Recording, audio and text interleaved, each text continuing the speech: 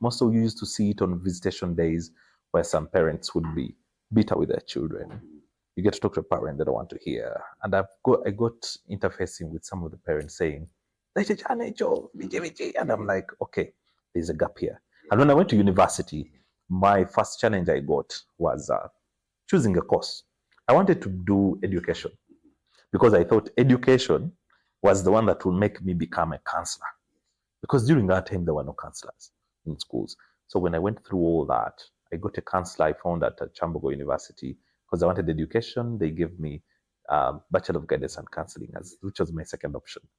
And when I wanted to really get into education, they told me the classes are full, no one is leaving. So I went for one counseling session with a lady. I still remember her name, Counselor Angela. And she took me through just 1 hour of counseling and helped me see what is in education and see what was in counseling. That 1 hour changed my life. It helped me realize where my potential was and be able to get over the pain. I thought I had lost hope and everything around. I'm not good in education and all that stuff, and see where I got. And this is where actually these days counseling and guidance is what the world needs. True. Wow. Yes. When we dive into our topic of the day of co-parenting, what is co-parenting? Because even people don't understand what co-parenting means. What it is all about? Is it about children being born of different parents and then you come together? What happens or what leads into this co-parenting? And now with co-parenting, it is most times people think it is just people who broke up coming together to raise children.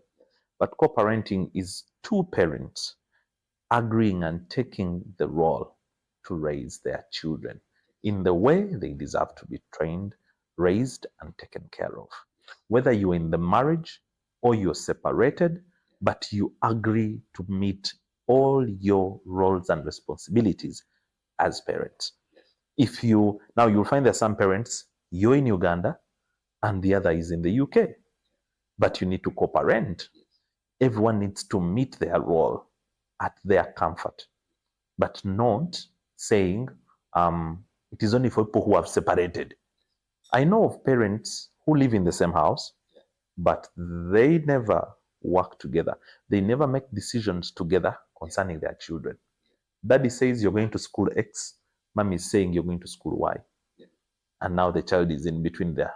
Should I accept moms? Should I accept dads? So in simple terms, it is an individual being able to agree with their partner to raise their child while they both meet their roles, responsibilities, and requirements to raise the child. At the time when I was growing up, by that time when dad would take a decision, mom would agree. Or even when mom would take a decision, dad would also come in and say, your mom said this. These days, there's a lot of competition in homes. And then there's also buying relationships with children. Who wins? Because there's a lot of competition between the two parents. And everybody's letting children on their side. They are winning over the other partners. And this is resulting into these issues that we're seeing in the youth. Now, as a counselor, how do you, what should happen? Let's maybe go back to the newly marrieds, because they're the ones who should listen to this. A couple comes in. You as a counselor, what do you expect of a couple that is starting to have their first child? What would be the possible ways for them to come together and agree on how to start nurturing this child in order to avoid these challenges that we are seeing in the youth?